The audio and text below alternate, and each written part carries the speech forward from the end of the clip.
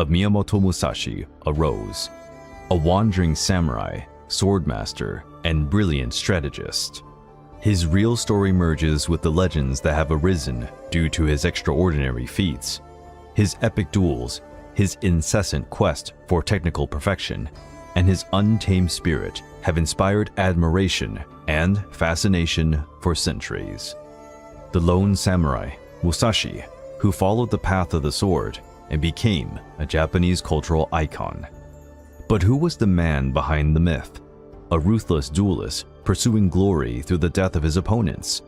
Or a martial artist and philosopher whose sword was the path to enlightenment and harmony? The year was 1584. Japan was experiencing a stormy period, with feudal lords vying for power and land. Against this setting, in the quiet village of Miyamoto, a boy destined for greatness was born. His name was Benosuke, but the baby's arrival was marred by tragedy. His mother, Omasa, collapsed from childbirth complications, leaving the newborn motherless in his early days. The premature loss of his mother deeply impacted Benosuke's childhood. Raised by his father, the swordmaster Miyamoto Munisai, and monk uncle, the young man grew up under the shadow of tragedy, developing an independent spirit and a deep attachment to loneliness. Through adversity, the young man built up an unwavering inner strength and determination, traits that would propel him on his journey as a samurai and turn him into the legend we know as Miyamoto Musashi. Robbed of his mother's affection, Benosuke found in his father, Miyamoto Munisai, a ruthless master. A skilled samurai, well known for his masterful swordsmanship and jite, Munisai devoted himself to instructing his son in the ways of the warrior. Benosuke exhibited a natural ability for combat from an early age and quickly grasped the techniques taught to him by his father. The jite, an iron weapon with a hook, was to become Munisai's specialty, and the young man learned to use it skillfully, evolving a unique fighting style that combined strength and precision. But Benosuke's education was not confined to the sword. His uncle, the Buddhist monk Dorin, relentlessly tried to inspire in him values of compassion, mental discipline, and the search for self-knowledge. But Benosuke was a rebel boy. The father-son relationship was a mixture of admiration and rebellion.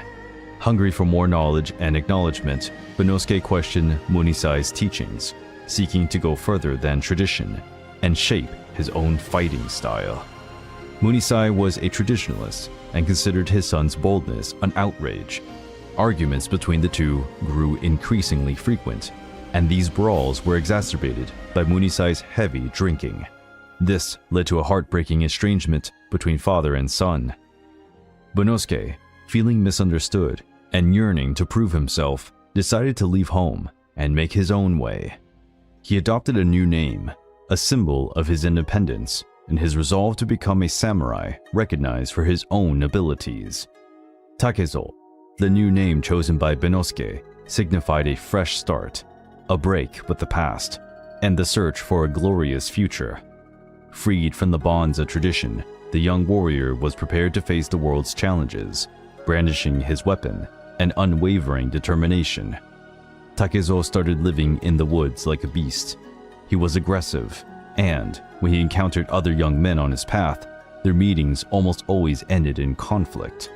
Spurred on by a burning desire to establish his superiority, Takezo flung himself into fights, testing his skills and learning from each engagement. He was strong and brave, and with each victory, his confidence grew, boosting his ego and ambition to become a swordsman. At 13, the flame of ambition was already blazing in Takezo's heart. The news that Arima Kihei, a celebrated samurai and adept at the traditional Shinto Ryo school, was challenging anyone who dared to take him on. He was traveling around Japan, defying other swordsmen to test and display their skills. Kihei accepted duels as a way of increasing his own fame and testing his combat techniques. Aware of his son's inexperience, Munisai banned him from taking part in the duel. But Takezo, blindsided by his youthful temerity, disobeyed his father and inscribed his name on the billboard in defiance of his father's authority. News of the challenge quickly spread. Takezo's courage in facing unexperienced samurai like Arima Kihei sparked astonishment and disbelief. When Arima Kihei learned that it was a 13-year-old boy who had accepted the challenge, he approached the boy's monk uncle. He told him that, at the appointed time, Takezo would have to show up and apologize before everyone for his childish antics. The monk said he would talk to the boy, but warned the warrior that he was not a normal kid. His spirit was like that of the forest beasts, and it was rumored that he trained his skills with the mountain Tengu. When the time came, the square was crowded with onlookers, eager to witness the unequal confrontation. In his imposing black robes, Arima Kihei entered the combat arena, wielding his katana.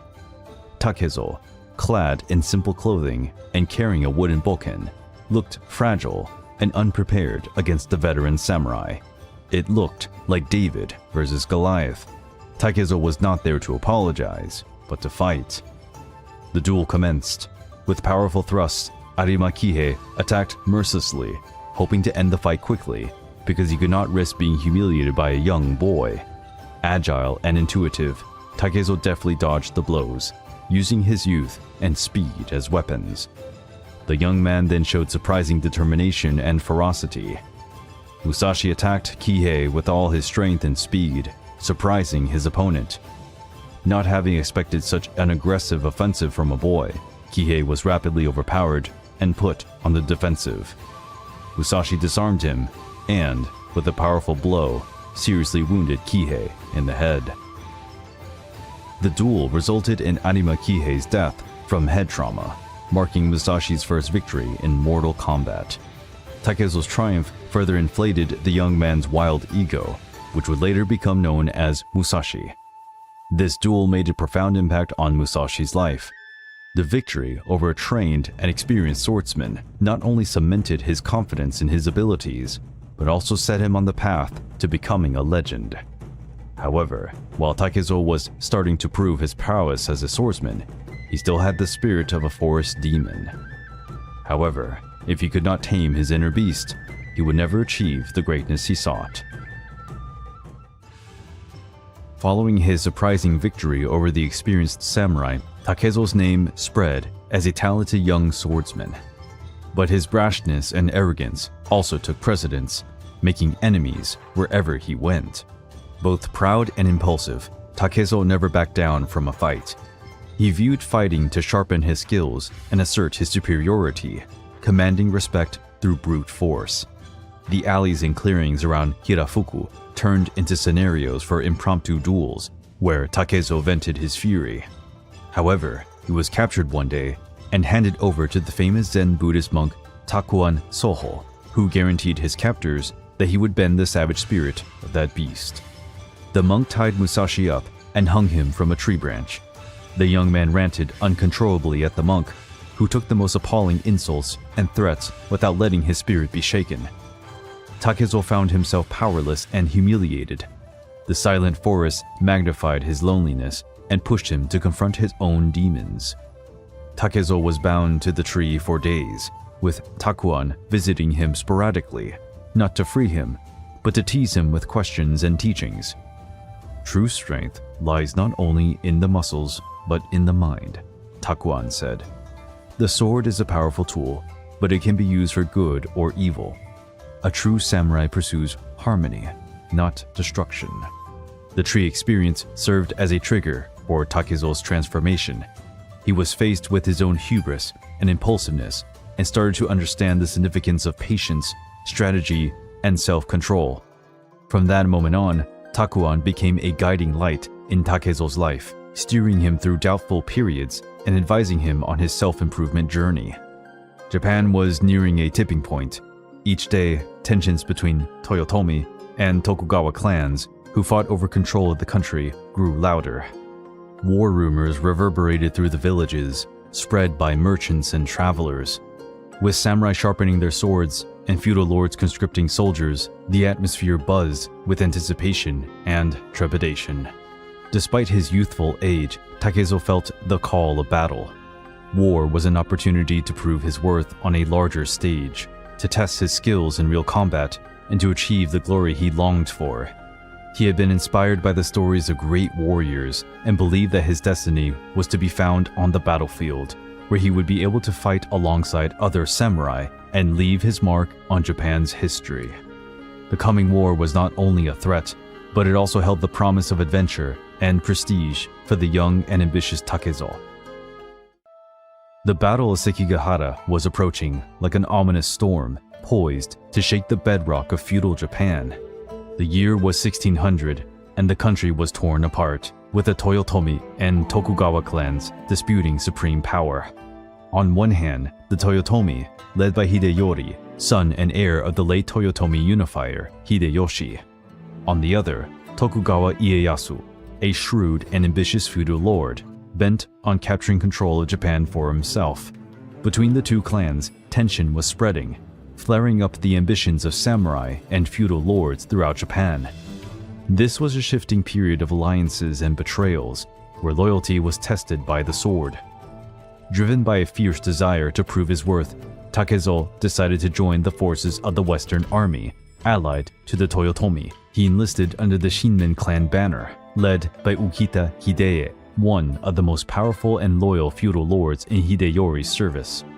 The Shinmen were famed for their bravery and skill in combat, with Takezo seeing them as an exciting opportunity to fight alongside seasoned warriors and make his mark on the battlefield. Takezo's decision to join the Shinmen clan was not just a matter of chance. He felt a deep admiration for Ukita Hideye, a leader who epitomized loyalty, courage, and honor, which the young samurai fought for himself. The clan's ties to his paternal family, using the name Shinmen, also shared by his father, reinforced his sense of belonging and his desire to fight for a greater cause. Sekigahara was the ideal platform for him to show the world his sword skills and achieve the glory he longed for.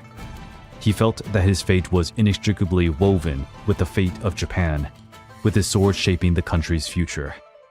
The morning sun had hardly risen when both armies met on the Sekigahara plain. The cold fog of dawn still blanketed the battlefield, forming a ghostly atmosphere that heralded the horror to come. The tension-filled silence was broken only by the clanking of armor, the neighing of horses, and the whispered orders of commanders. Among the throng of samurai, Takezo felt the heart pounding in his chest. A primitive and inevitable feeling of fear tried to overwhelm him, but he suppressed it with the sheer force of his will. Adrenaline rushed through his veins, piquing his senses and readying him for combat. The sound of roaring cannons burst the silence, hurling iron balls across the sky and exploding among the enemy troops. The earth trembled underfoot, and gunpowder smoke mingled with the mist, obscuring the battlefield. War cries echoed everywhere as samurai clashed in a turmoil of steel and wrath. The clanking of swords joined the pain cries and wails of the dying. The smell of blood and gunpowder pervaded the air, making for a sickening and terrifying atmosphere. Wielding his sword, Takezo threw himself into the fight with the savagery of a hungry wolf. He moved with agility, ducking enemy blows and counterattacking with precision. He danced with his sword, expertly trained through years of discipline, making his way through the carnage. While the battle records do not document his deeds in detail, fragmentary accounts mention the bravery of a young samurai who fought with a demon's fury. His sword was said to be merciless, tearing down enemies like dry leaves in the wind. There were even whispers that he had the strength of a Tengu, a legendary mountain spirit capable of superhuman feats. One tale spoken in murmurs by survivors described Takezo facing a band of enemy samurai alone, protecting the rear of his troops. He was fast as lightning, his sword cutting through armor and flesh with a surgeon's precision. He was said to have struck down 7 enemies before receiving a wound to the arm. Hurt but not crushed, Takezo kept fighting, inspired by loyalty to his clan and the will to survive. The battle went on for hours, a ghoulish dance of death and destruction. But the fate of the battle was already sealed. Ieyasu's betrayals and strategic ploys crippled the Western Army, which found itself at a numerical and strategic disadvantage. Defeat was looming. The once lush plains of Sekigahara were now carpeted with corpses, a grotesque mass of death and destruction. The shattered and demoralized Western army was yielding to the Tokugawa. Wounded and depleted, Takezo found himself in the middle of the stampede. The defeat was embittering, a blow to his pride and ambitions. He had fought bravely, but the victory he had so longed for slipped through his fingers. The burden of uncertainty was worse than the defeat itself. The Tokugawa had captured the feudal lord Ukita Hideye. His fate was unclear, as was the future of the Shinmin clan. Takezo was alone, a masterless ronin with no purpose, drifting through a country that was now bowing to a new power. The consequences of defeat were unforgiving. The disbanded Shinmin clan lost its lands and privileges. Condemned to exile, Ukita Hideye ended his life as a Buddhist monk. His military glory turned to dust. Scarred by the battle and the loss of his clan, Takezo was struck by a dilemma. To whom did he now owe his loyalty? To the Toyotomi, whose cause had been trampled underfoot, or to the Tokugawa, the new rulers of Japan? His heart was wrenched between loyalty to the past and the need to survive in a new world. Ukita Hideye, a leader he admired, stood in stark contrast to Tokugawa Ieyasu, the ruthless victor. The defeat at Sekigahara and the breakup of the Shinmin clan forced Takezo to come to terms with the frailty of loyalty in a world where ambition and betrayal reigned supreme. He needed to forge his own path, establish his values, and choose his destiny in a war-torn Japan. The dilemma tormented him for years, shaping his philosophy and his quest for a fighting style that surpassed the limitations of tradition and blind loyalty. Sekigahara was more than a military defeat for Takezo. It was a harsh awakening to the world's reality. Blind loyalty, battle glory, the promises of a thriving future under the banner of a powerful clan, all faded like smoke when faced with the ruthless reality of defeat. Drifting aimlessly along the dusty roads of Japan, Takezo bore the battle scars and the pounding uncertainty. Takuan's words rang in his mind. True strength lies not only in the muscles, but in the mind. He would need to find a new purpose, a path that would allow him to provide meaning to his life in a world that appeared to have lost its way. The Sekigahara experience sowed the seeds of a pragmatic and individualistic philosophy in Takezo. Defeat taught him that allegiance to a clan or feudal lord could be fleeting, and that glory in battle was often a fleeting illusion. He understood that true strength resided in the ability to adapt, to overcome adversity, and to find within oneself the resolve to carry on, even when all appeared lost. Once viewed as an instrument of war and a quest for glory, the sword turned into a self-knowledge and self-improvement tool. Takezo started to look to the sword not only for mastery of technique, but also for mental discipline and inner balance. Decided to walk his own path, Takezo left behind the name of his youth and took on the identity that would immortalize him, Miyamoto Musashi, a name that symbolized a break with the past, the pursuit of a new identity, and the commitment to becoming a one-of-a-kind samurai, free from the chains of tradition and politics. Miyamoto Musashi's legend, the Invincible Samurai, had only just begun. The battle dust still lingered in the air, blown by the chilly wind over the Sekigahara plain. Bodies were scattered around the field, a silent reminder of the brutal conflict that had changed the fate of Japan forever. Young Musashi was among the wounded, his right arm pierced by an enemy spear. He had dragged himself through the slaughter, desperately trying to flee that netherworld. The searing pain in his arm was agonizing, but the wound in his pride was even greater. The Western army's rout, the dissolution of his clan, and the confusion over the fate of his lord Ukita Hideye left him lost and bewildered. With the help of peasants he met along the way, Musashi made it to a village where he was given first aid for his wound. But the recovery was slow and painful. With no resources, he depended on the mercy of strangers to survive. Distraught and isolated, Musashi took revenge in a small hut on the village outskirts. Solitude and boredom became his greatest enemies. As his body slowly healed, his mind was tormented by uncertainty and questions. What was he to do now? What was his place in a Tokugawa-dominated Japan? Once the icon of his ambitions for glory, the sword now represented the pain of defeat and the uncertainties of the future. Musashi found himself at a crossroads, not knowing which way to go. But the flame that had been burning in his heart since childhood was not entirely extinguished. Driven by the need to overcome adversity and find a new purpose, Musashi undertook an intense self-improvement period. Over the days and nights of his convalescence, Musashi dedicated his time to working out his body and mind. He practiced breathing and meditation techniques, learnt from his monk uncle, to fortify his spirit and control his consuming rage. Musashi also studied military strategy and philosophy to understand the causes of the Sekigahara defeat and draw lessons from past mistakes. He devoured books on history, war tactics, and wisdom from sages such as Confucius and Lao Tzu, trying to find knowledge and inspiration to shape his future. But the sword continued to call him. Musashi knew that the martial arts were an essential part of his identity, and he had to find a new way to express himself through them. He went on to train relentlessly, experimenting with new techniques and developing his own style, one that was more fluid, intuitive, and suited to different circumstances. He learned how to use his body as a weapon, mixing agility, strength, and accuracy in his movements. He found the importance of timing, observation, and anticipating his opponent's movements. He found that long walks through the Japanese mountains and forests were an essential part of his training.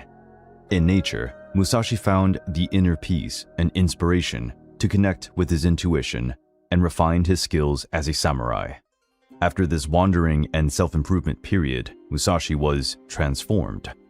The physical and emotional Sekigahara scars became reminders of his toughness and determination. He emerged as a more mature warrior, both disciplined and self-aware of his strength.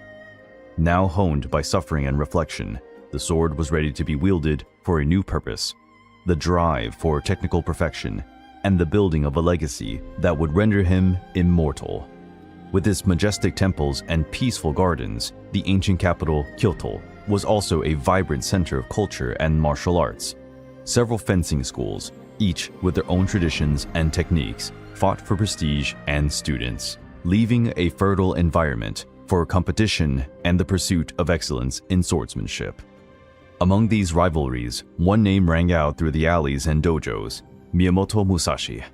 The 21-year-old wandering samurai had just arrived in the capital, eager to challenge the best swordsman, not only to perfect his art, but also to cement his reputation as an invincible warrior.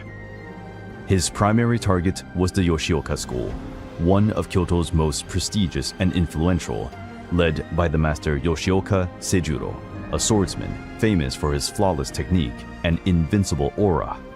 Descended from a lengthy line of samurai instructors and known for his staring practice, a form of meditation that sharpened his focus and perception, Seijuro was the perfect challenge for Musashi, who wanted not only to beat him in combat, but also to surpass the tradition and weight of history represented by the Yoshioka school.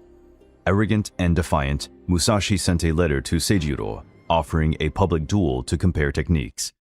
The challenge was accepted, and the venue chosen was the field next to the Rendaji Temple on the outskirts of Kyoto. Seijuro, immaculately attired, came to the battlefield on the designated day, escorted by his disciples. He oozed authority and confidence, the outcome of years of training and an awareness of his own mastery. But Musashi was far too late for the duel, and Seijuro kept waiting for him, overwhelmed by impatience and anger. Musashi eventually arrived, carrying his wooden sword and dressed in vulgar clothes, unworthy of a duel of this proportion. He quickly surveyed the terrain and his opponent's behavior. Musashi knew that Seijuro's temper would be his greatest weapon, since he had arrived late on purpose just to upset his opponent. When the duel finally began, the furious Seijuro threw away his bokuto and drew a katana. He wanted to kill the Chiki Ronin. Seijuro charged forward with the strength of a tiger, but Musashi, with cat-like ability, evaded the blow. He had predicted Seijuro's reaction and was going to use the anger his opponent felt as a weapon against him. With a single precise and powerful blow, Musashi hit Seijuro's left shoulder. The impact of the bokken was overwhelming, inflicting a sharp, paralyzing pain in the samurai's arm. Astonished and humiliated, Seijuro fell to the ground, powerless to resume the fight. The unbelieving crowd witnessed the fall of the great master, Yoshioka, before a wandering samurai and a simple wooden bokken. Had he used his sharp blade, Seijuro would have been dead. Devastated by defeat and unable to use his arm, Seijuro left the Yoshioka school and retired to a Buddhist monastery, looking for a new meaning to his life in isolation and spirituality. The era of Yoshioka Seijuro, the great Kenpo, was over. Musashi's victory spread all over Kyoto, establishing his reputation as a superb duelist.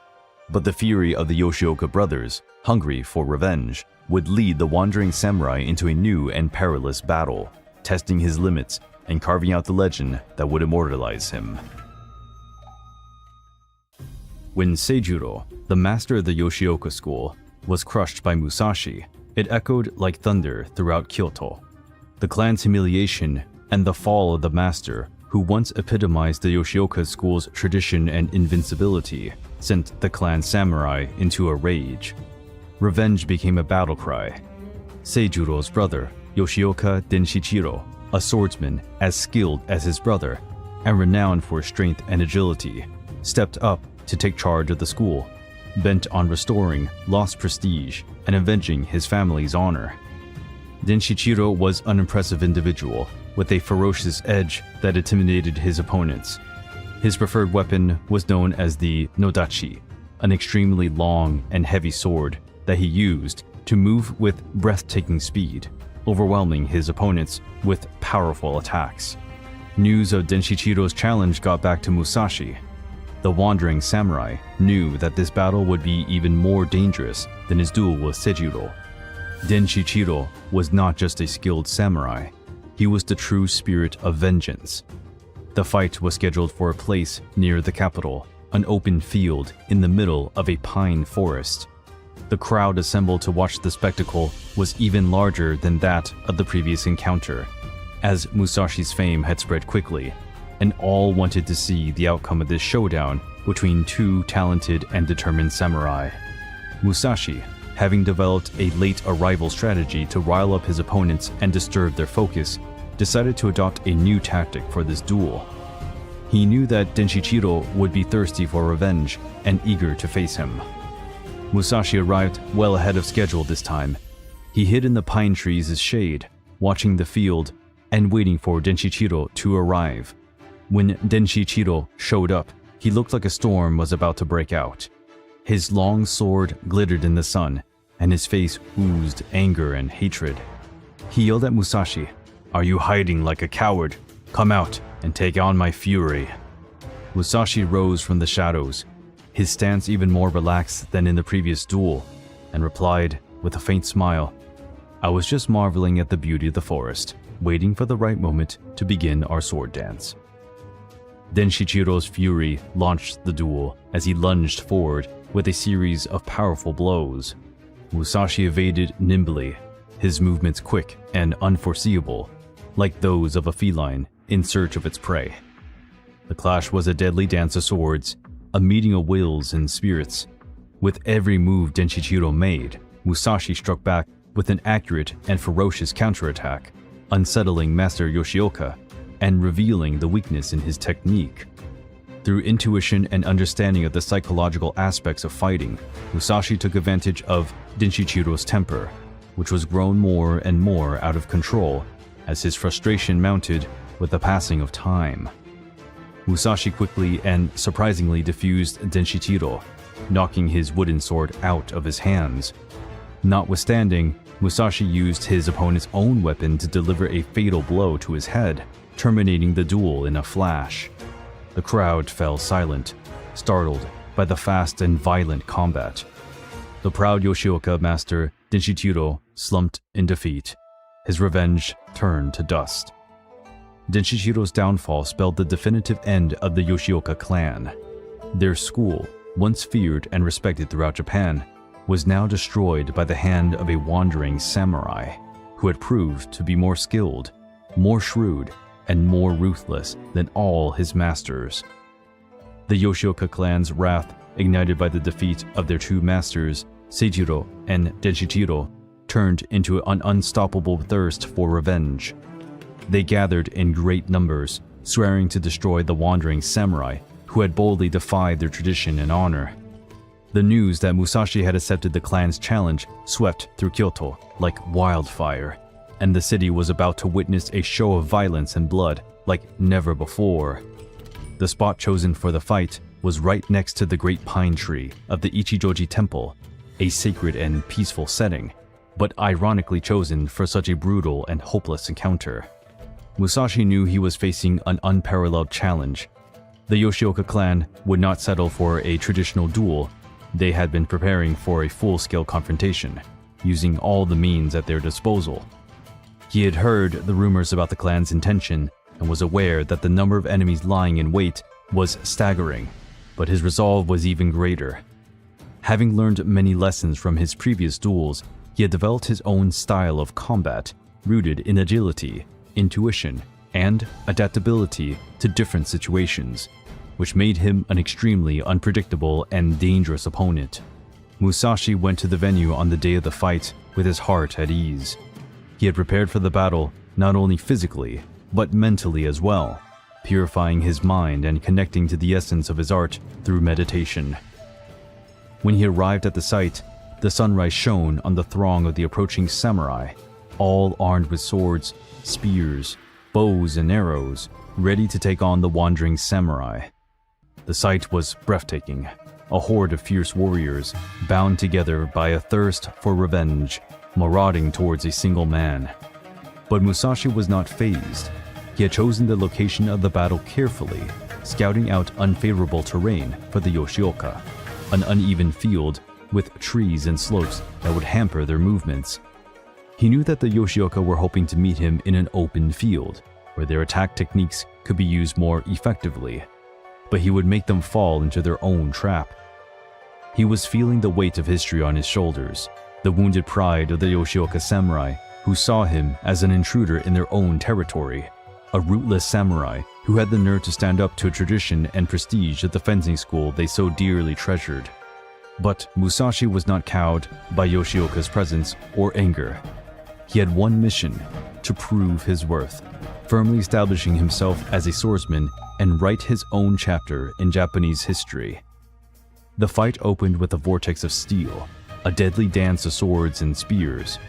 With his fast and unpredictable movements, Musashi dodged Yoshioka's blows, grabbing the opportunities that the uneven and disorganized terrain offered him. He moved like a ghost, his sword shining in the sun like lightning, cutting through the air with precision and savagery. He struck powerful, rapid blows, taking advantage of the Yoshioka's disruption at every turn and the advantage that the terrain offered him. Musashi became more confident with each enemy he took down, his spirit unwavering. He had learned from his defeat at Sekigahara, had reinvented himself, and was now a completely different samurai. His words became an extension of his mind, tools for fighting, but also for self-knowledge and enlightenment. The fight was bloody and brutal, but Musashi was unrelenting, his determination unyielding. He had transformed himself into a force of nature, a samurai who ignored death and pain, fueled by the quest for perfection in his art.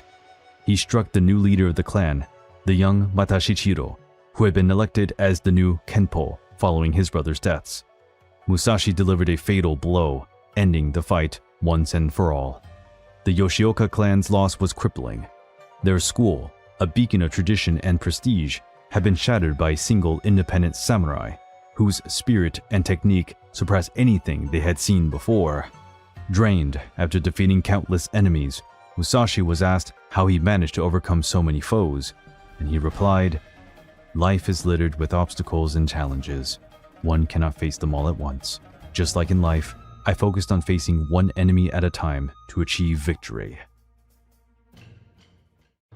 Musashi's triumph over the Yoshioka clan was an achievement that rocked feudal Japan and solidified the wandering samurai's fame as an outstanding swordsman. But the quest for greater honor and perfection did not leave him content. Musashi knew that to become a true legend, he had to defeat other great martial arts masters. Like a sharp sword, he constantly searched for new challenges to sharpen his mind. His path took him to Nara, Japan's ancient capital, a center of Buddhist power and tradition, renowned for its martial arts and historical temples. Amongst the peacefulness of the Zen gardens and the lotus flower beds, the traditional art of the spear, taught by the monks of Hoshin Ryu School, also blossomed. An art of combat as refined as Zen meditation itself was nurtured.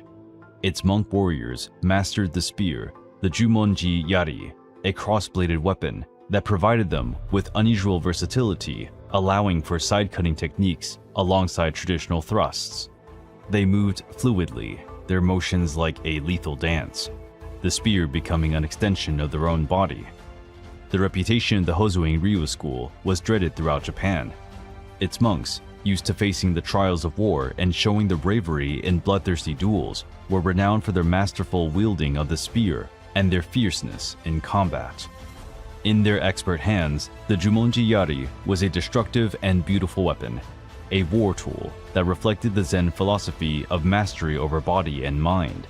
Having already shown himself capable of overcoming fencing masters with different styles, Musashi was now looking to prove his ability against the masters of the spear and broaden his talents as a samurai. He understood that the spear was a dangerous weapon, with a greater range than the sword, and that it required a new way of understanding combat. The samurai was looking for the master of the temple, the legendary Hozoin Ine. This almost mythical figure had perfected the style of combat with the yari. According to legend, the monk developed his weapon when he saw his reflection in the Sarusawa pond, and the crescent moon shaped two new blades on his weapon as it reflected in the water. Upon entering the temple, Musashi was respectfully welcomed by the monks, who led him into the presence of Ine. But the master was an old man, his face weathered by the years, and his eyes looking peaceful and penetrating. The youthful vitality no longer coursed through his veins, but his presence exuded an unwavering wisdom and inner strength. Ine carefully listened to Musashi's demand for a duel, but owing to his old age, the master appointed one of his best pupils to face him. The student, steeped in Zen discipline and the tradition of the Hoshin Ryu School, was to represent the master with honor and provide Musashi with a memorable duel. As the duel began, the atmosphere in the dojo was charged with expectation. The monks sat in a silent circle around the combat pit, their stares fixed on the two fighters clashing against each other. The Hozoin monk stood with the grace and precision of a heron. His gleaming blade shone in the sunlight like a silver ray. Standing with his well-known wooden bokken firmly in hand, Musashi looked at him attentively, noticing the monk's energy and the entire tradition of the Hozoin school vibrating in the air. The monk started the fight with a slight flick of his wrist. The spear cut through the air with a hiss, its main blade pointing at Musashi's chest. The samurai nimbly evaded it, stepping to the side and narrowly dodging the spear by a fraction of a centimeter. However, as the monk pulled the spear back, one of its side blades scraped Musashi's face. This alerted the samurai not to lose sight of the spear at any time. Musashi successfully blocked the second attack with his bokken. The sound of wood against metal reverberating through the dojo made the audience gasp, and the impact shook his arm, but he stood firm. Musashi struck back, and the monk fended him off with the shaft of his spear. He took a step back, maintaining his distance with the tip of the kamayari. Both warriors stared at each other, their eyes locked in a duel as intense as the clash of their weapons. The deadly dance raged on. The monk struck with lightning-fast thrusts and circular spear motions, harnessing his superior reach. With his agility and keen perception, Musashi dodged and blocked the charges, looking for an opening in the monk's defense. Everyone in the dojo was tense. The monks observed in silence, their inscrutable faces reflecting their Zen discipline. The sound of weapons clashing, the fighters panting, and the squeaking of the wooden floor made for a combat symphony. Musashi sensed that he needed to alter his strategy. the monk could not be beaten in long-distance combat. He needed to get closer, breach his opponent's guard, and use his speed and agility to strike the decisive blow. In a burst of inspiration and uttering a war cry, Musashi delivered a powerful blow with his sword, hitting the monk's wrists and leaving his weapon vulnerable. With yet another blow, he defused his opponent, knocking the yari out of his hands. Disarmed and astonished, the monk was at the samurai's mercy. Musashi then lowered his bokken and bowed in respect, recognizing the skill and bravery of his opponent. The duel had ended. Musashi once again prevailed, proving his mastery and ability to adapt to distinctive styles of combat. He had learned to dance with the spear, to sense the reach and power of this ancient weapon, and use the knowledge to his benefit. But above all, he had learned to abide by the tradition and discipline of the monk warriors who had challenged him and helped him flourish as a samurai. In his renowned Five Rings book, in Chapter 1 on water, he likens the samurai to water, adapting to the shape of its vessel. In its liquid state, water immediately acquires the form of its receptacle, be it square or round, and turns into a drop or an ocean. The key to victory is to adapt to the opponent, the environment, and the current circumstances. Staying locked in a single style or strategy is a sure path to defeat. The ability to adjust to change, learn from experiences, and adapt to new situations is essential for personal growth and success in any field. Once the duel is over, Musashi quietly sat in one of the courtyards, admiring the serenity of the place, but his mind was still replaying the intensity of the duel against the spear-carrying monk. The experience had deeply impacted him, leaving scars not only on his body, but also on his spirit. The victory over Ine's protege had shown him the need for adaptability in combat. With its different reach and power compared to the sword, the spear demanded a new way of thinking and moving. Musashi learned that sticking to a single fighting style would make him weak and limit his potential as a warrior. After that duel, Musashi stepped up his quest for a more fluid and versatile fighting style, able to adapt to any opponent and weapon. He started to add elements of the art of the spear to his own approach, learning to use distance and timing to his advantage. However, the duel with the Hozoin monk also brought a deeper understanding of Zen and its practical application in combat. The monk's serenity, his mental restraint, and his connection with the spear struck him. Musashi understood that true strength lies not in one's muscles, but in one's mind and spirit. The drive for perfection, which had previously been focused on sword technique mastery, now broadened to include the body and mind as a whole. Musashi started to seek a balance between physical strength and mental discipline, action, and contemplation. The Hozoin Temple duel was a turning point in Musashi's life journey. He left Nara not only a more accomplished samurai, but also a wiser man. The experience drove him to create the Hyoho Ninten Ichiryu, the two-sword style that would make him a legend. More than anything, the duel set him on the path to enlightenment, a journey he followed with the same resolve and discipline with which he wielded his swords. From that point on, Musashi's sword was not just a weapon, but an instrument of self-knowledge and change. He became a fully fledged samurai, a warrior who sought victory not only on the battlefield, but also within himself. Miyamoto Musashi's reputation drew the attention of both admirers and prospective challengers. But despite his recent glory, he felt restless. The victory over the Yoshioka brought him recognition, while the duel against the monk had left him with a profound sense of emptiness. What now? Where to go? Which step would he take next on his journey? He found himself at a crossroads, looking for a new purpose for his life. The sword now seemed to weigh heavy in his hands, as a symbol of the violence and uncertainty that had marred his past. He had to find a place to retreat, to reflect on his journey, and to establish a connection with something greater than the art of the sword itself. Musashi was looking for a haven, a place where he could soothe his spirit and find a new meaning to his existence. His steps led him to the Enkoji Temple, nestled in the mountains of Harima Province. The site oozed peace and serenity, a contrast to the turmoil and violence of the outside world. With their placid faces and precise, delicate movements, The monks nurtured the simplicity and beauty of Zen in every aspect of their lives. As Musashi stepped through the temple gates, he felt the burden of the outside world melt away. The sound of the wind chimes swinging in the breeze, the murmur of the stone fountains, and the scent of incense burning on the altars provided a harmonious and secluded nature. Enkoji became a sanctuary for Musashi, a place where he could lower his guard and connect with his inner spirituality.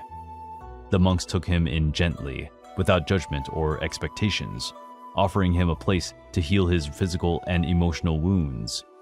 Musashi found the inner peace and mental clarity he had lost while fighting duels and going to war.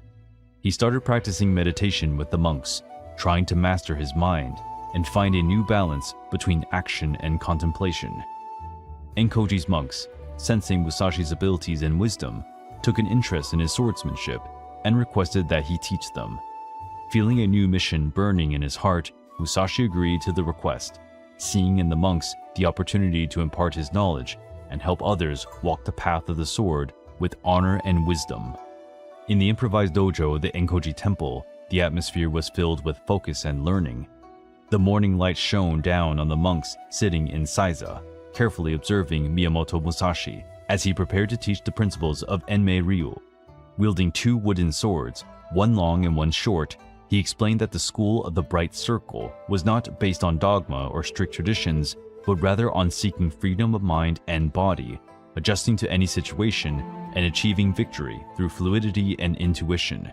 With elegant and accurate movements, he proved that the sword was not just a weapon, but an extension of one's being, demanding a connection with one's inner strength to be mastered. His emphasis was on adaptability, creativity, and the right response to each situation, without being tied to predefined forms. He encouraged the monks to develop their own intuition, to read their opponent's movements and anticipate their attacks. Keen observation and accurate perception were essential for victory, and Musashi guided his discipline to develop these skills.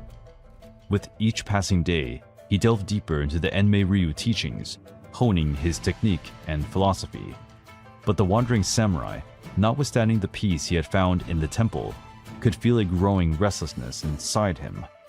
The call of the road, the quest for new challenges, and the urge to test his limits drove him outside the Enkoji walls.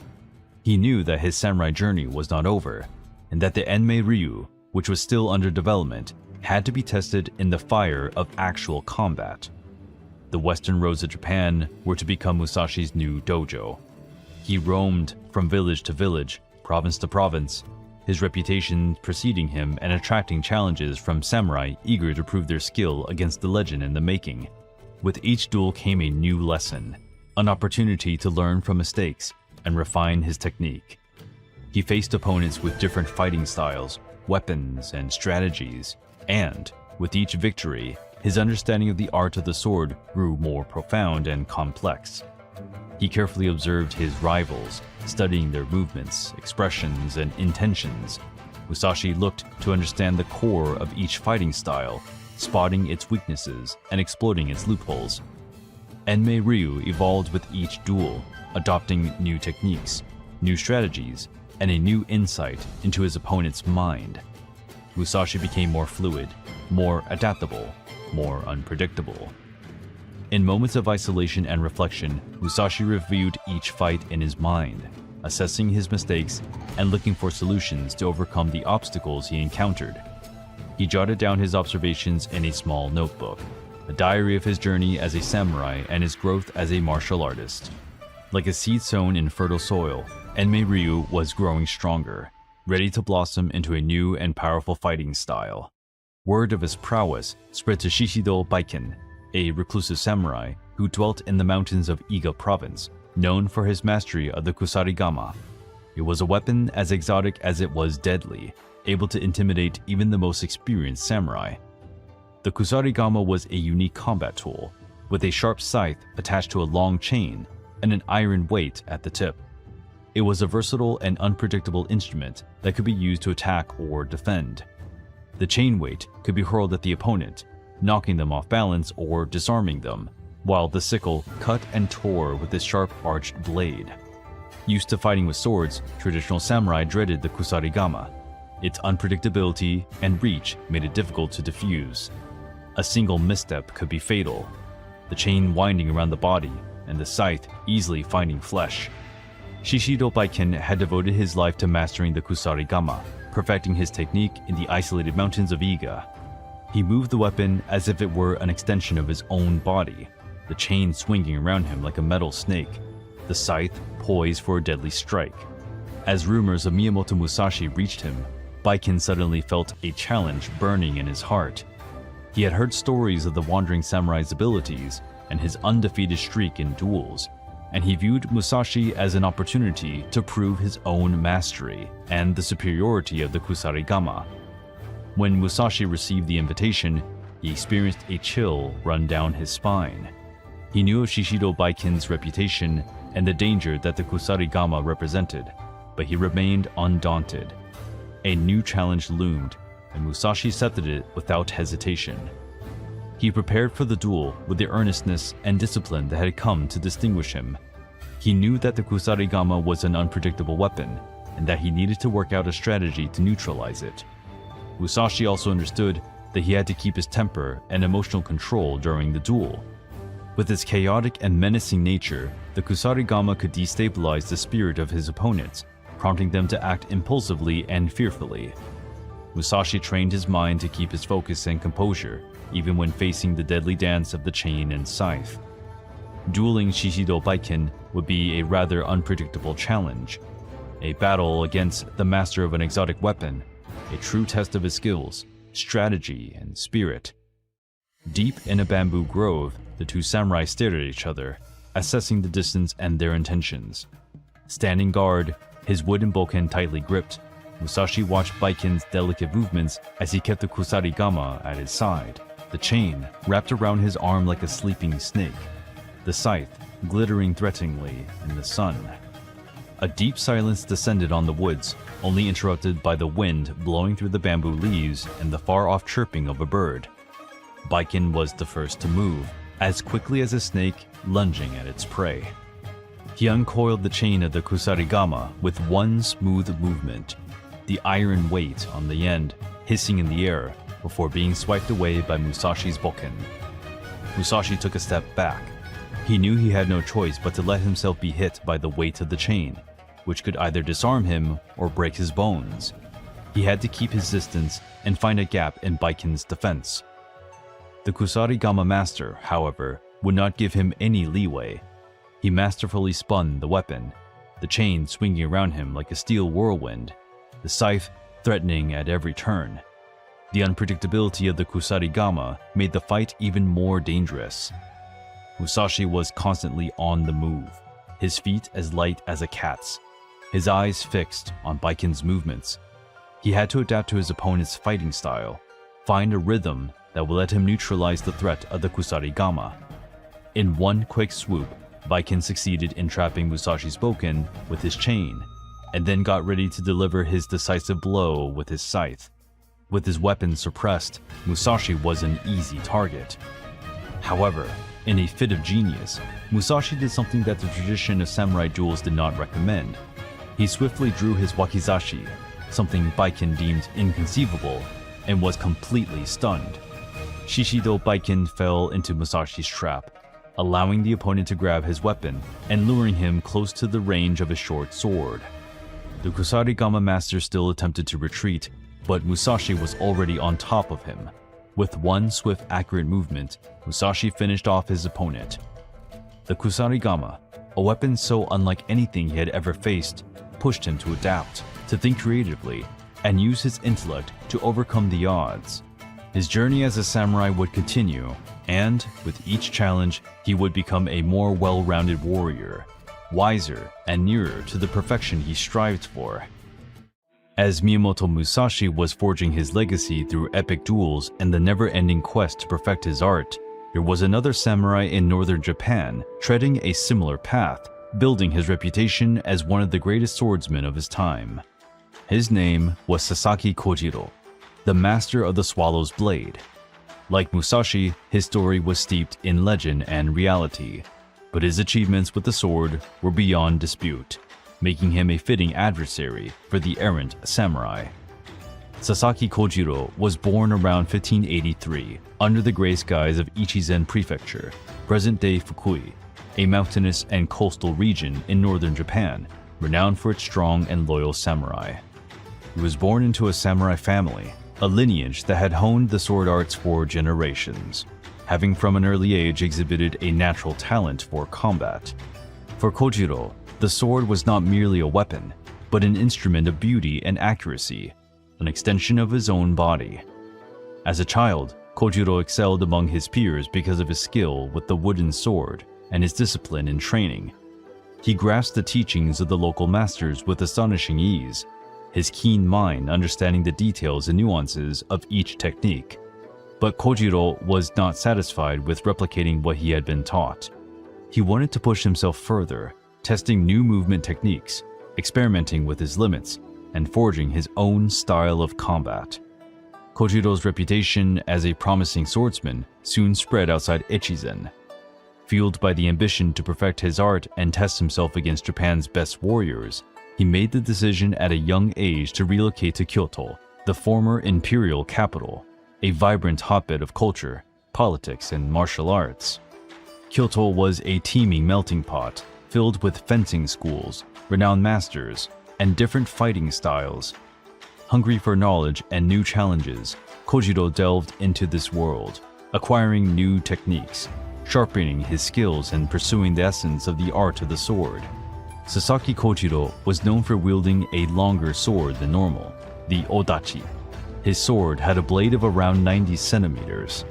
He trained with commitment and discipline, his keen mind analyzing every movement, every stance, every strategy. He not only sought victory in combat, but perfect technique and the harmony between body and mind. During his solitary training sessions in Kyoto, surrounded by bamboo groves and Zen gardens, he developed his most famous technique, the Tsubame Geshi, the swallow counter. According to legend, Kojiro, watching the swallow's swift and unpredictable flight, drew inspiration from the elegance and precision of the bird's motions to craft a unique and devastating blow. The Tsubame Geshi was a quick upward cut, delivered with a wrist twirl that achieved an astonishing effect. The sword, like the wing of a soaring swallow, would change direction at the very last moment, deceiving the opponent and striking him in a vulnerable spot. The technique demanded great skill, accuracy, and timing. It became Kojiro's trademark, a symbol of his prowess and connection with nature. Kojiro's reputation and that of his Tsubame Geshi technique extended to all of Kyoto and beyond. Samurai from different schools, lured by the reputation of the master behind the swallow's blade, sought him out for duels, keen to test their skills against him, and to achieve glory by defeating such a renowned opponent. Ever composed and confident, Kojiro accepted the challenges with the same discipline and decisiveness that led him through his training. Kojiro's duels turned into legendary spectacles in Kyoto. His unique technique, deadly precision, and unforgiving stance drew crowds of onlookers, watching the fights with amazement and trepidation. He faced each foe with respect, but showed no mercy. His sword swooped through the air with the elegance of a swallow, his rapid, fluid movements rendering his opponents bewildered and vulnerable. Kojiro's legend only grew with each victory. He became an icon of excellence in the art of the sword, a master who had pushed the boundaries of tradition and invented his own unique and destructive style. In 1605, established as one of Japan's greatest swordsmen, Kojiro founded Ganryu, the school of the swallow stone. The name expressed the essence of his technique and fighting philosophy, the unyielding force of the rock combined with the agility and precision of the swallow's flight. Ganryu attracted samurai from all over the country, eager to learn from the master of the swallow's blade, and master the Tsubame Geshi, his secret technique. Perhaps the most famous of Kojiro's duels was against Toda Seigen, a renowned swordsman known for his skill with the Kodachi short sword.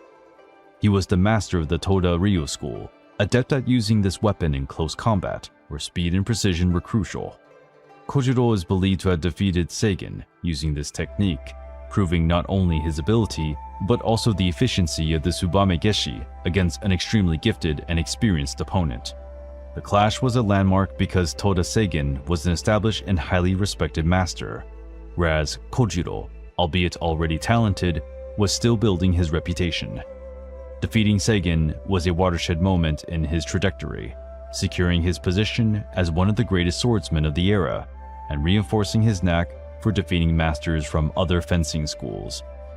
The reputation of Sasaki Kojiro reached Hosokawa Tadaoki, a powerful daimyo from Buzen Prefecture in northern Kyushu. A shrewd ruler and ambitious warlord, Tadaoki spotted Kojiro's value as a strategic asset for his clan. He invited him to join his ranks, offering him a prestigious position as fencing instructor for his samurai. Already an established fencing master, Kojiro accepted the offer. He not only viewed the opportunity to protect his financial security and social status, but also as a new challenge for his art. He devoted himself to training the samurai of Tadaoki with the same discipline and strictness that led him to glory, teaching them not only the sword technique, but also the Ganryu philosophy, aimed at harmony between body and mind and the perfection of movements. Kojiro became a revered and admired instructor in the Hosokawa clan. His teachings inspired a new generation of samurai who embraced his technique and philosophy. But Kojiro's notoriety continued to attract opponents from all over the country, seeking to test their skills against the legendary master of the longsword. Loyal to his path as a warrior, he never shirked a duel, upholding his reputation and the honor of the Ganryu school.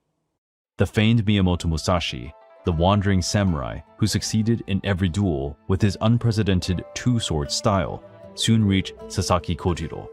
He could not overlook the advent of this new arrival, who threatened to eclipse his own glory. Kojiro was initially indifferent to the news. He had already beaten countless opponents, and the thought of yet another samurai striving notoriety did not worry him.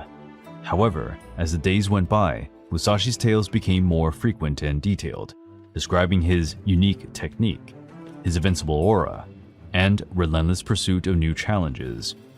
Musashi was everything that Kojiro was not, a wandering samurai with neither master nor clan, who rejected the conventional ways and built his reputation on violent triumphs. A settled master serving a powerful daimyo, Kojiro saw Musashi a threat to the order he represented and championed. The roots of this rivalry had been laid.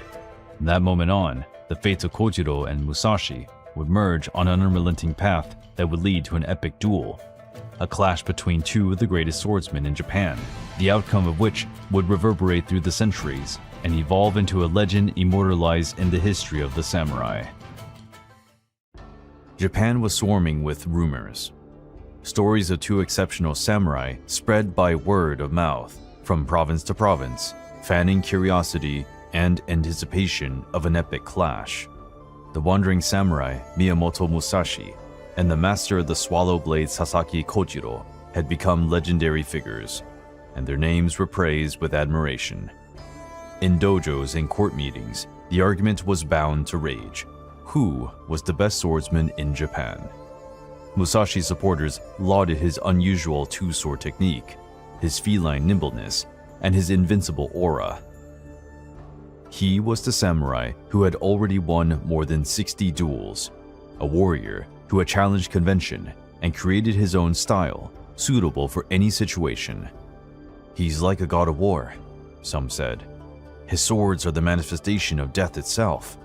Kojiro's supporters surprised his exquisite technique, the deadly accuracy of his Tsubame-geshi, and the elegance of his movements. He was the master of the Ganryu school, a polished and disciplined samurai who had attained perfection through study and constant practice. Kojiro is a sword artist, they firmly stated. His style is an expression of the harmony and beauty of combat and tradition. The rivalry between Musashi and Kojiro became stronger every day, driven by rumors and speculation. There was a clash of styles, philosophies, and personalities. One stood for tradition, the other for innovation. The tension was mounting. The expectation of a showdown was becoming increasingly likely. Japan held its breath, eagerly awaiting the moment when the two sword giants would square off to finally determine the ultimate warrior.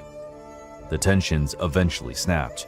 A letter, bearing the Ganryu skull crest, reached Miyamoto Musashi's hands. The wandering samurai, no stranger to duel invitations, noticed something different about the scroll. The elegant, sharp handwriting and the formal, challenging language revealed the importance of the sender. Sasaki Kojiro was at last inviting him to a formal duel. Kojiro described Musashi's reputation as a warrior of outstanding talent, but unconventional methods, and expressed his willingness to compare techniques to determine who was the true master of the sword in Japan. He offered a public duel at a place and date to be set by Musashi, to allow the world to witness the match between the era's two greatest swordsmen. With an ironic smile on his lips, Musashi readily accepted the challenge.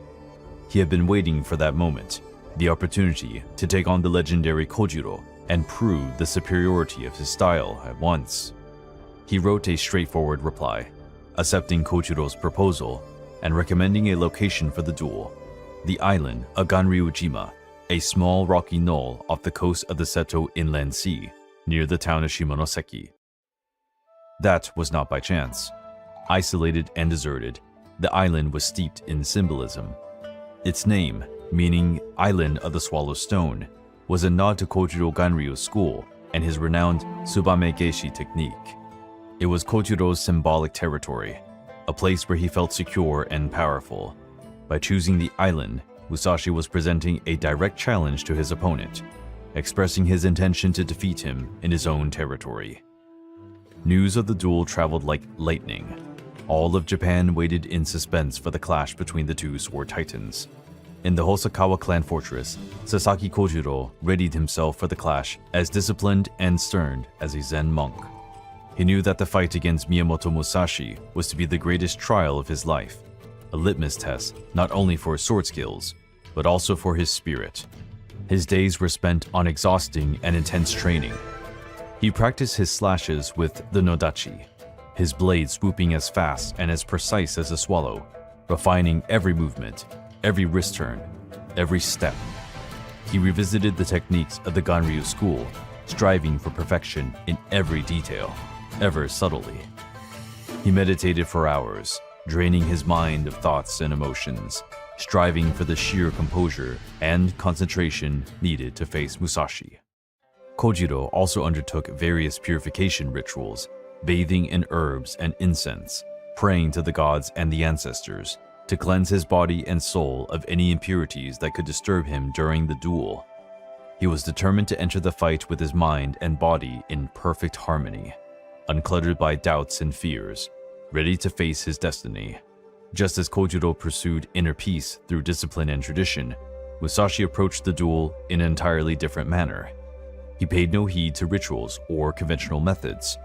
His shrewd mind looked for an edge in every detail, every nuance, and he was quick to try unconventional methods to unsettle his opponent. Musashi knew that Kojiro was a terrific opponent, a sword master who had been preparing himself for the duel for years. To beat him, he would need to harness all the weaponry at his disposal, not just his swordsmanship, but also his intellect and ability to manipulate. Musashi started spreading rumors concerning his own perceptions for the duel, casting a halo of mystery and unpredictability around him.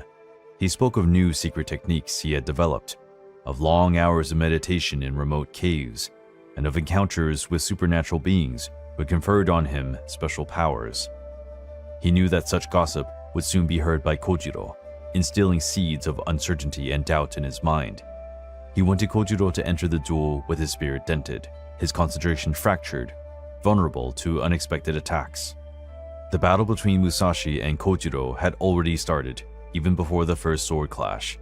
It was a mind duel, a psychological warfare that unfolded in the shadows, among the hearsay and expectations of a Japan eager for blood and glory.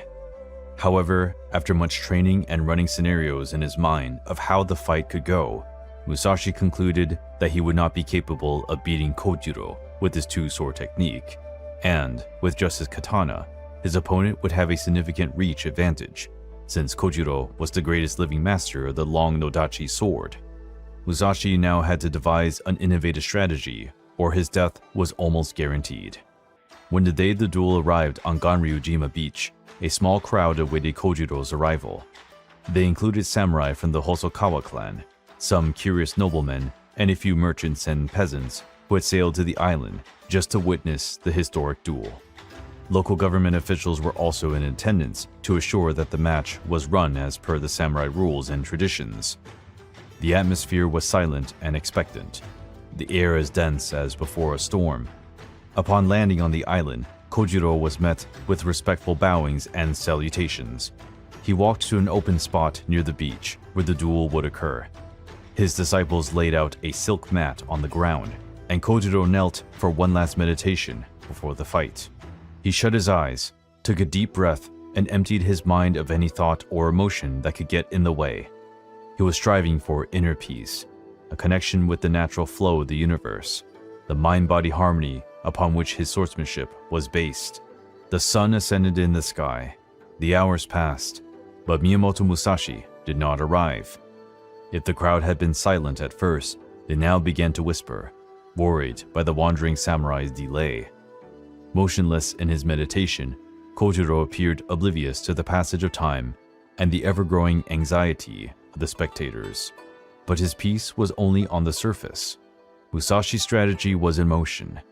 He had deliberately chosen to arrive late, using time as a weapon to undermine his opponent. He knew that Kojiro was a proud and disciplined samurai, used to punctuality and respect for traditions. A delay would anger him, break his concentration, and, if his focus were off, he could start second-guessing himself. At last, a small boat emerged on the horizon. Standing at the bow, Miyamoto Musashi towered like an imposing figure with the sun behind him.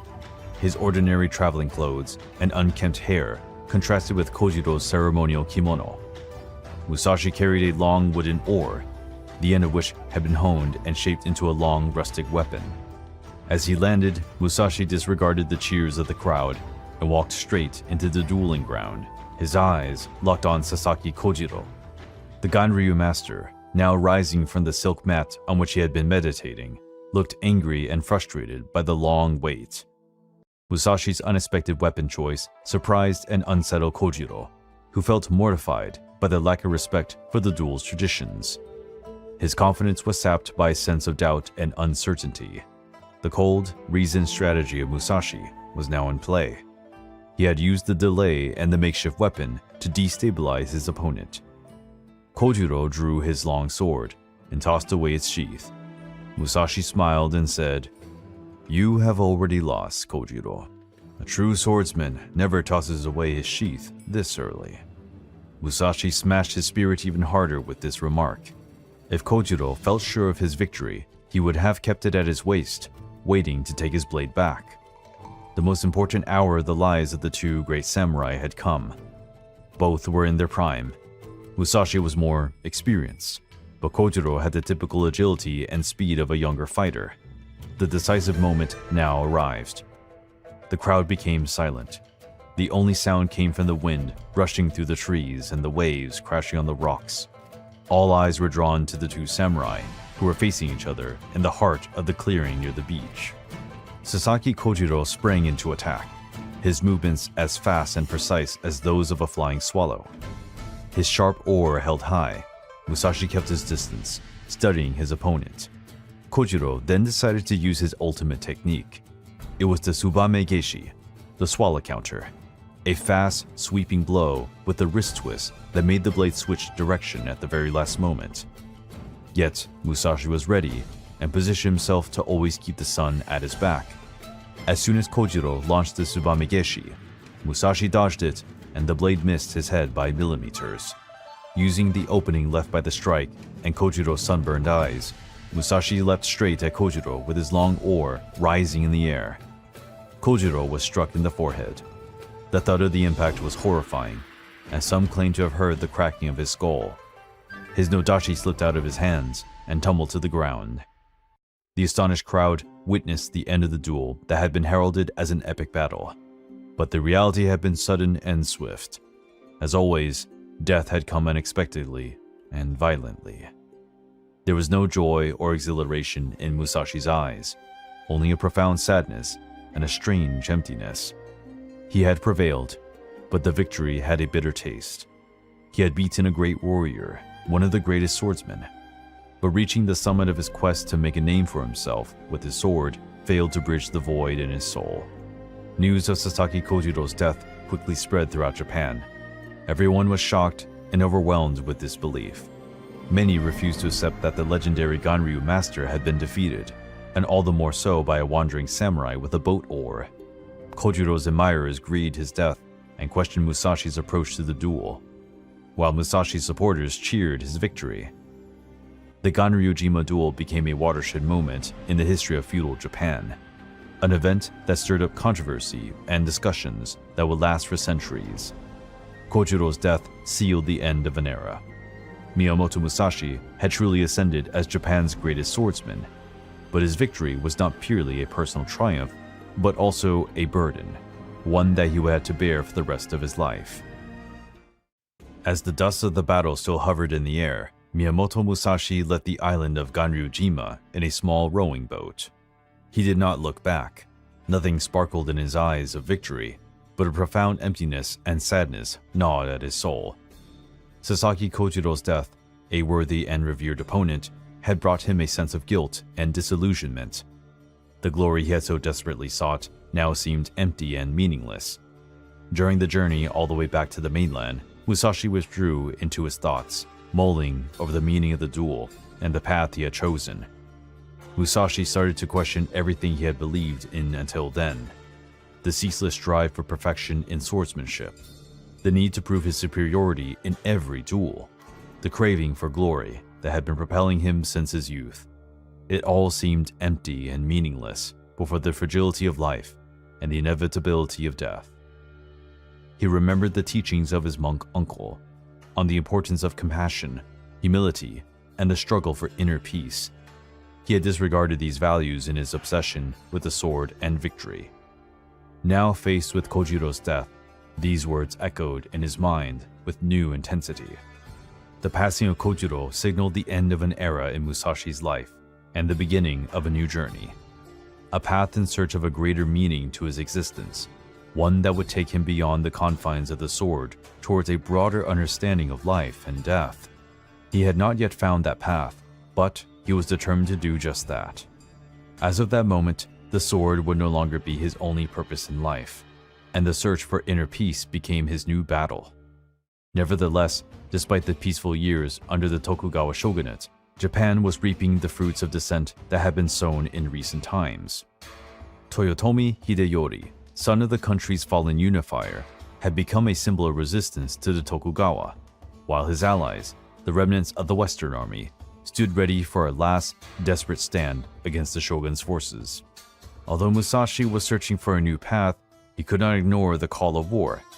While the sword was no longer his sole reason for living, it was still part of his identity, his destiny as a samurai.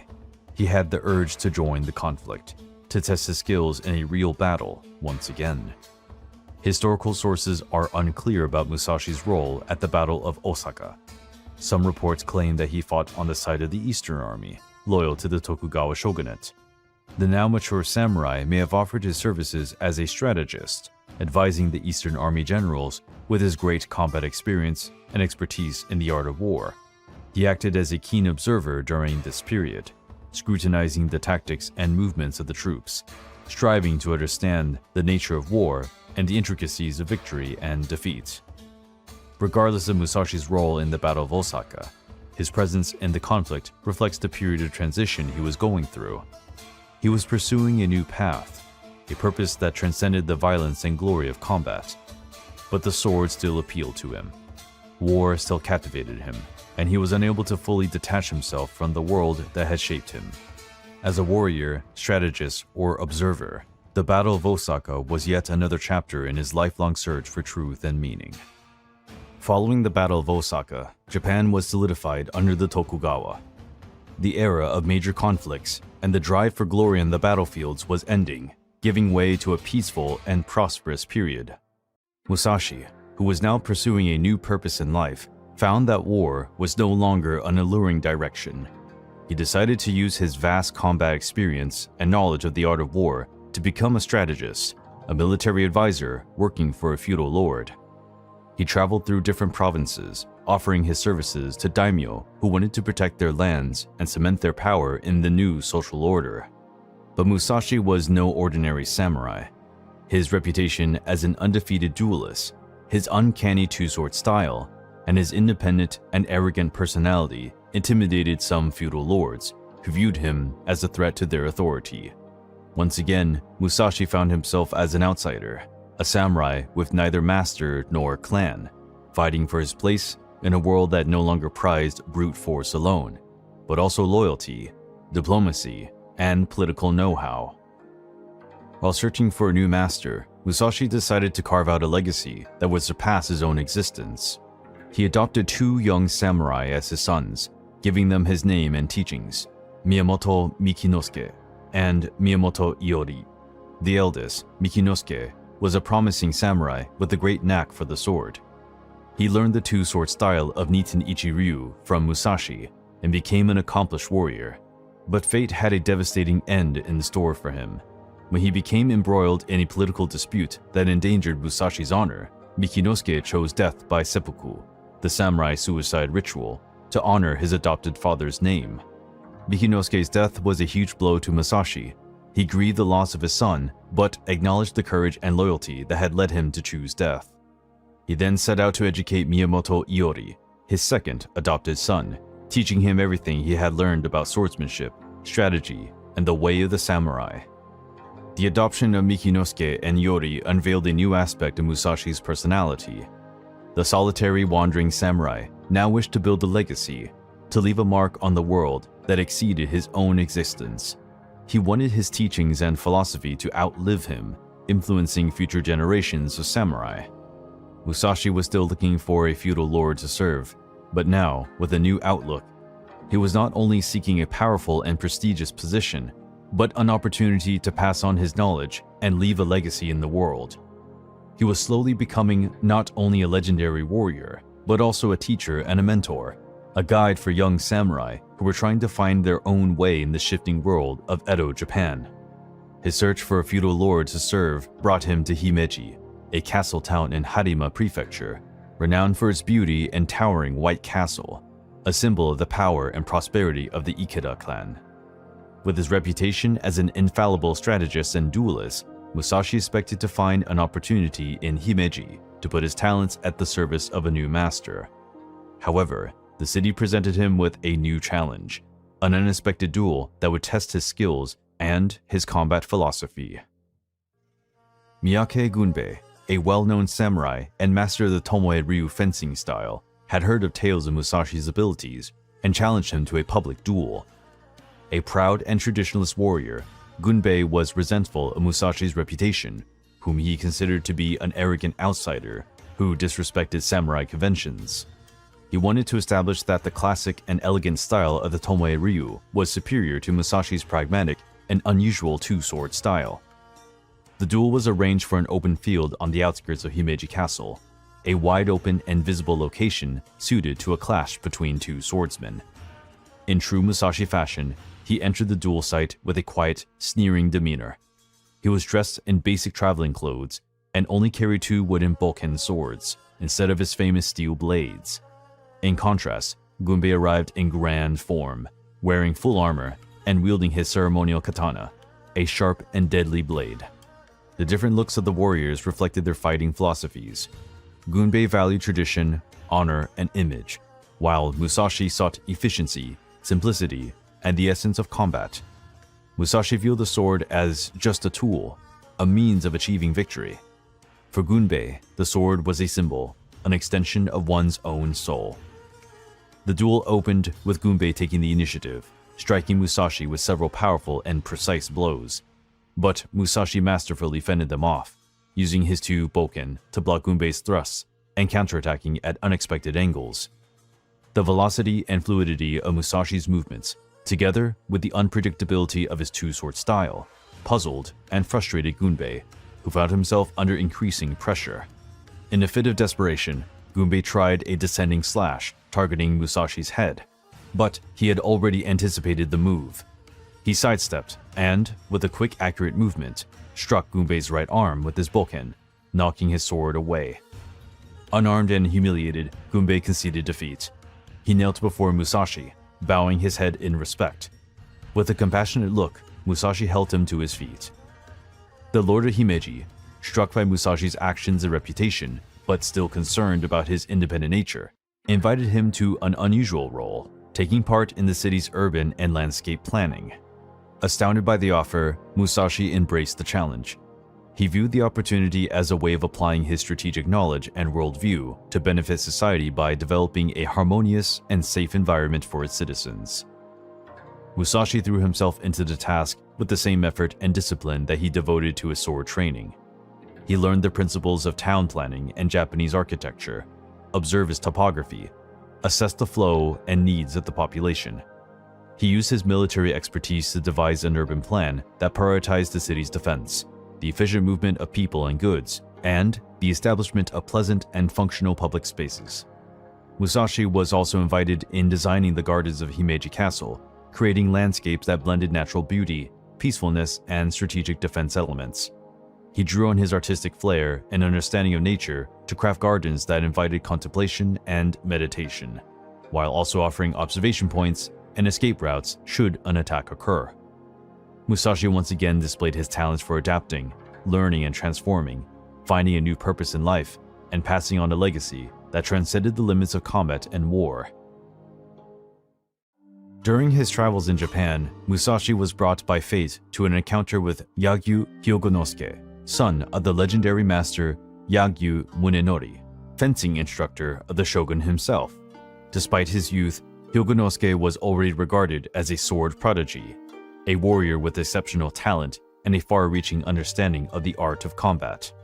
This would be a titan clash whose outcome would ignite the minds of the people and echo down the centuries. The meeting happened in a bamboo grove next to a sparkling stream, a natural setting that appeared to reflect the duality of both samurai. Their swords were tied to their waists, but the combat appeared to be taking place on a deeper level, a showdown of energies and intentions. They studied each other attentively, recognizing their mastery, the discipline of many years of training, their dedication to the art of the sword. Instead of drawing their blades, Musashi and Hyogonosuke started a battle inside their minds. They imagined each blow of this duel even before drawing their swords. But given the degree of spiritual maturity they both already possessed, they recognized each other as maestros of the respective arts, and the futility of a fight that could be fatal, depriving the world of a great swordmaster. Instead of drawing their swords and fighting, Musashi and Hyogonosuke opted to sit down and talk.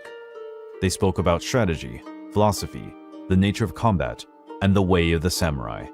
They shared experiences, concerns, and reflections, finding common ground while respecting their differences.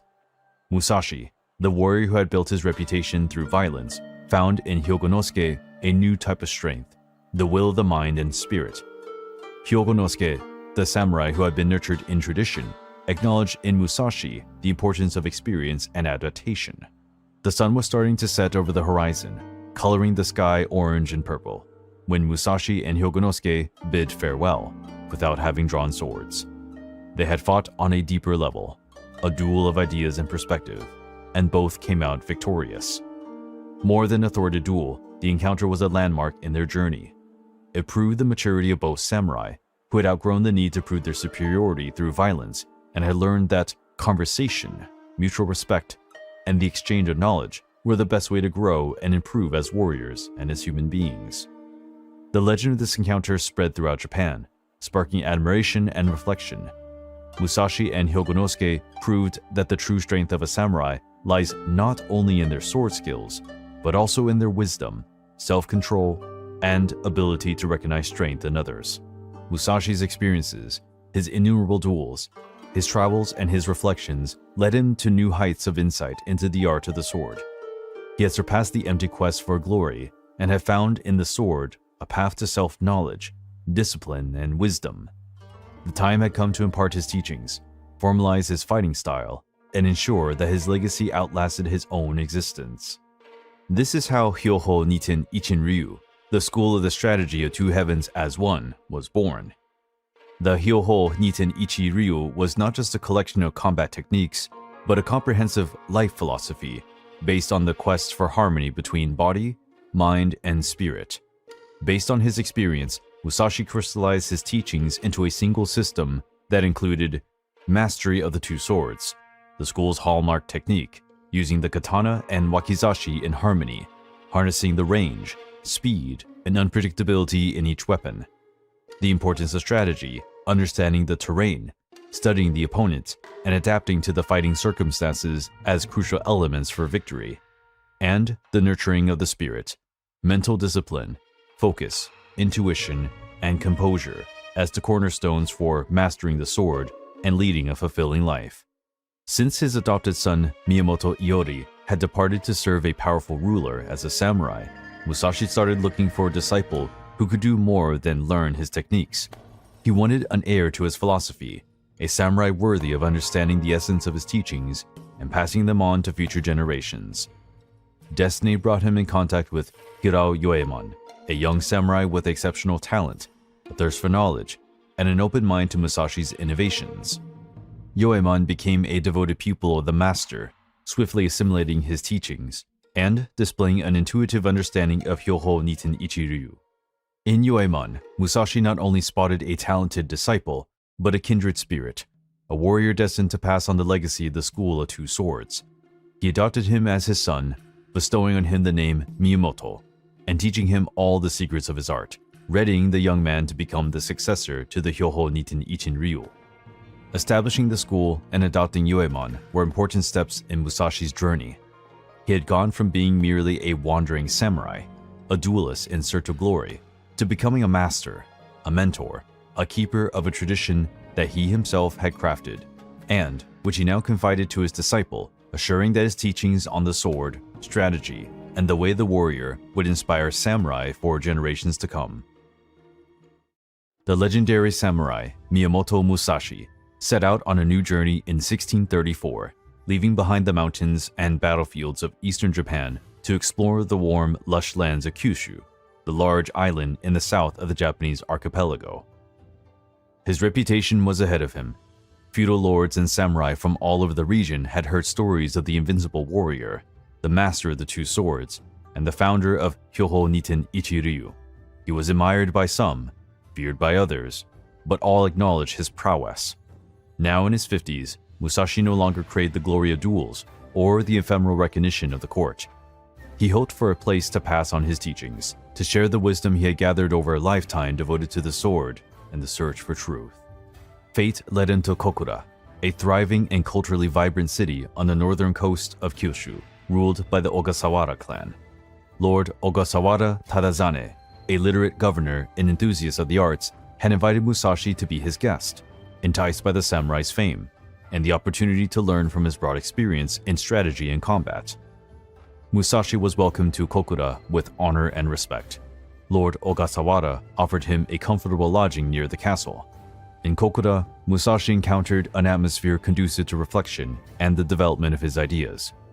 He spent countless hours meditating in the castle's Zen gardens, discussed philosophy and strategy with Lord Ogasawara and his advisors, and devoted himself to calligraphy and painting, expressing his worldwide view through art. The stay in Kokura was a peaceful and productive period in Musashi's life. He furthered his studies, refined his teachings, and started writing about his swordsmanship and life philosophy, preparing the ground for the masterpiece that would immortalize him, the Book of Five Rings. The peaceful and calm life in Kokura was suddenly upended in the winter of 1637. On the Shimbara Peninsula, just a few kilometers away, a civil rebellion broke out, led by impoverished peasants and Christians persecuted by the Tokugawa shogunate. Sparked by the oppressive government, high taxation, and religious intolerance, the Shimabara rebellion rapidly became a threat to the region's stability. Thousands of rebels, armed with farm equipment, stolen swords, and unrestrained fury, attacked villages, temples, and fortresses, swearing revenge on their oppressors. Lord Ogasawara, loyal to the Tokugawa shogunate, did not flinch at the call to suppress the rebellion. He gathered his samurai and prepared to march to Shimabara, bent on reinstating order and the authority of the government. Despite his old age and his search for inner peace, Miyamoto Musashi did not evade his duty. He joined Lord Ogasawara's troops, not as battle-hungry warrior, but as an experienced tactician and wise counselor. With his keen insight and understanding of the art of war, Musashi assessed the rebels' circumstances, their strengths and weaknesses, tactics and intentions. He advised Lord Ogasawara to lay siege to Hara Castle, where the rebels were sheltering, instead of a head-on attack, which could result in heavy losses. Musashi also contributed to the planning of military operations, advising the samurai on combat tactics, the use of terrain, and the importance of discipline and unity among the troops. The Shimabara Rebellion was a bloody and savage confrontation that lasted several months and claimed thousands of lives. While Musashi was reluctant to engage in violence, he displayed courage and skill in combat, inspiring the samurai with his commanding presence and wisdom. One episode reported by several sources say that Musashi was knocked off his horse when a rebel peasant threw a stone at him. Wounded but not yet crushed, he stood up and kept fighting, proving his determination and resilience. The Shimabara Rebellion was finally suppressed by the shogunate's forces, but at a prohibitive cost. The experience made a profound impression on Musashi, cementing his conviction that war was a tragedy to be avoided at all costs. From that time on, his search for inner peace and a path beyond violence grew stronger. He turned to writing about his philosophy and teachings, hoping to share his wisdom with the world and inspire future generations to find harmony and inner peace. In 1640, when Musashi was 56, he relocated to Kumamoto at the invitation of Lord Hosokawa Tadatoshi, a ruler who admired his reputation and was interested in his teachings. But Musashi's popularity continued to draw the attention of young samurai eager to challenge him and test their skills against the legendary swordsman. Ujii Yashiro, a master of the Yagyu Shingake Ryu school, a fencing style renowned for subtlety, deceptive movements, and ability to control the opponent's mind, appeared among them. Brimming with confidence and ambition, Yashiro believed he could surpass Musashi with his refined technique and fierce spirit. He challenged the legendary samurai to a duel, arranging to meet at a pine forest on the outskirts of Kumamoto. Although Musashi was already at an advanced age and had been out of action for many years, he readily accepted the challenge. He viewed the young samurai as an opportunity to test his teachings and prove that true sword mastery transcended physical strength and speed. They met in the pine forest on the appointed day, a peaceful and majestic setting where the wind blowing through the trees added to the tense movement. The impetuous and arrogant Yashiro lunged forward with a series of quick, precise cuts. With the composure of someone who had already faced death countless times, Musashi masterfully defended himself, his graceful, fluid movements neutralizing the young samurai's attacks. Musashi refused to be fazed by Yashiro's speed or aggression. He carefully watched him, anticipating his movements and exploiting his weaknesses. In a careless mistake, Yashiro left an opening in his guard, and Musashi grabbed the opportunity. With one quick, decisive move, he disarmed the young samurai and pressed the tip of his sword against his throat.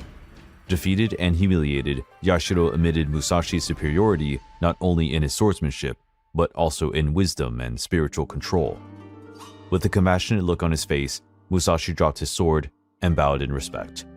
He no longer wished to humiliate his opponents, but to pass on his teachings and nurture a new generation of samurai based on respect, discipline, and the search for inner peace.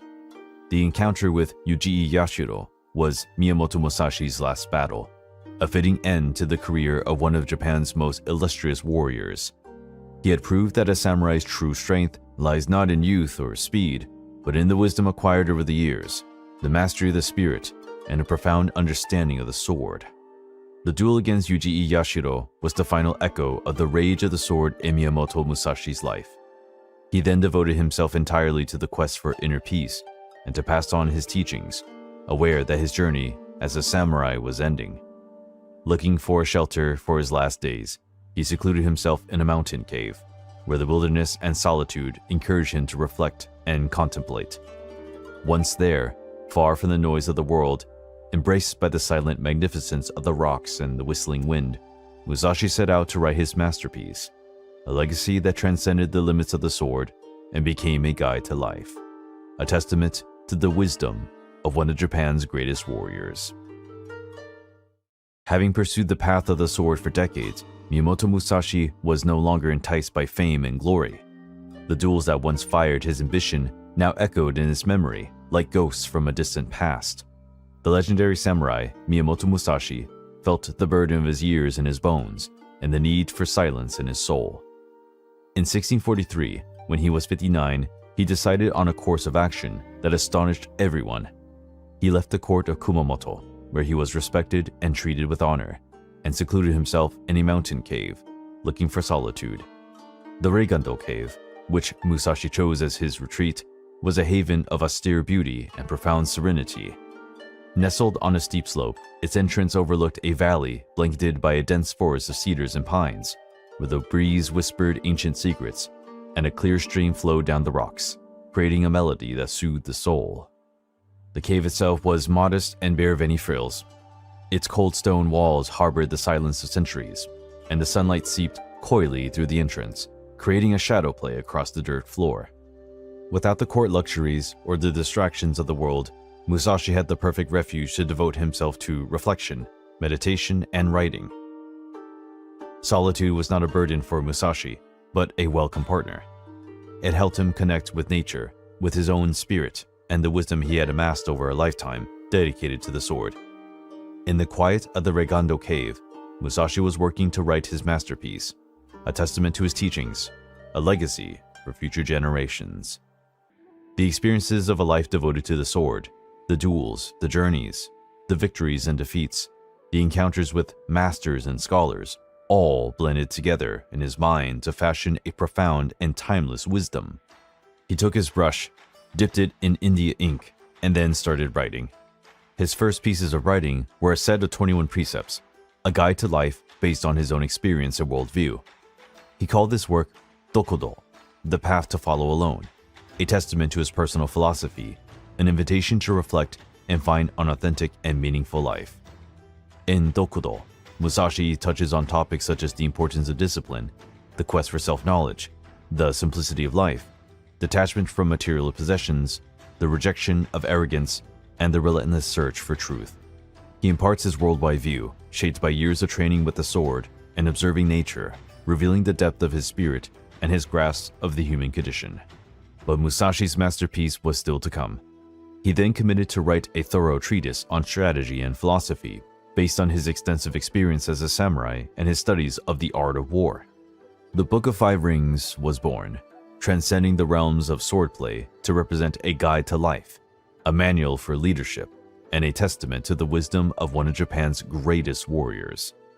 In the Book of Five Rings, Musashi splits his teachings into 5 books: Earth, Water, Fire, Wind, and Void, each dealing with a crucial aspect of strategy and its application in different areas of life. He addresses topics such as the importance of observation, adapting to circumstances, mastering time and rhythm, the opponent's psychology, group leadership, and the pursuit of victory in any sphere. Musashi resorts to analogies and metaphors drawn from nature, the arts, and everyday life to explain his principles, making his teachings accessible and applicable to different contexts. He lays emphasis on the importance of ongoing training, mental discipline, self-knowledge, and the never-ending quest for perfection.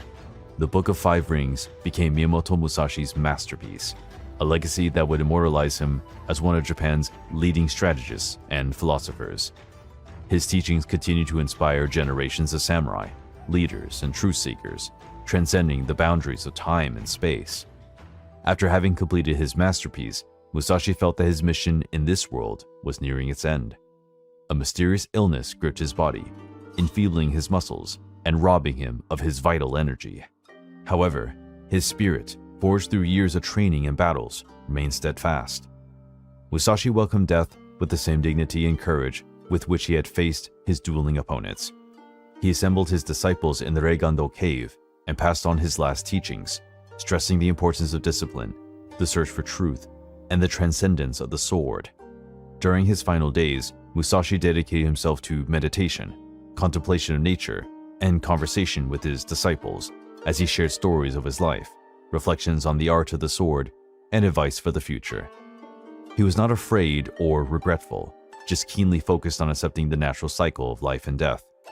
On May the 19th, 1645, Miyamoto Musashi for the last time shut his eyes. His peaceful expression reflecting the inner peace he had attained. He left this world as he had lived it, with courage, dignity, and mastery, leaving in his wake a legacy that would inspire generations of samurai and truth seekers. Inspired by their master's teachings, his disciples planned a simple and honorable funeral in accordance with his wishes. He was dressed in a white kimono, a symbol of purity and peace, and cremated on a ceremonial pyre near the Reigando cave. This ceremony did not entail any major mourning rituals or demonstrations, just the respectful stillness of nature and the discreet tears of his disciples. Musashi's ashes were placed in a single tomb under the shade of an ancient cedar tree, where the wind and the murmuring stream hummed an eternal melody in his honor. Miyamoto Musashi's presence continued to ripple like waves on a gentle lake, even after his death. His teachings, documented in his writings and passed on by his disciples, became a source of inspiration for generations of samurai, martial artists, and truth seekers. The Hyoho Niten Ichinryu, the two-sword school founded by Musashi, flourished under his disciple and adopted son Miyamoto Iori, and branched out into different lineages, preserving the essence of the master's teachings and adapting to the changing times. His principles, such as the importance of observation, adjusting to the opponent, mastering rhythm, and striving for technical perfection, shaped several schools of fencing and martial arts in Japan, such as Kendo, Iaido, and Aikido. But his influence extended beyond the Japanese borders. The Book of Five Rings, which has been translated into several languages, is a landmark for military men, strategists, and leaders around the world, inspiring studies on leadership, decision-making, and conflict management. The story of Musashi has also attracted artists and writers, inspiring novels, films, plays, and artworks that celebrate his remarkable life and his quest for mastery of the sword. Miyamoto Musashi, the samurai who became a legend, left in his wake a profound legacy. He was an invincible warrior, a brilliant tactician, a talented artist, and a profound philosopher. His entire life was a quest for self-discovery, a search for truth, and constant self-improvement. Musashi taught us that genuine strength lies not only in physical strength, but also in mental fortitude, a clear sense of purpose, and the courage to tackle life's challenges with dignity and determination. His quest to perfect the sword has become a metaphor for the human journey, the drive to attain a greater meaning to existence, and the constant evolution of the spirit.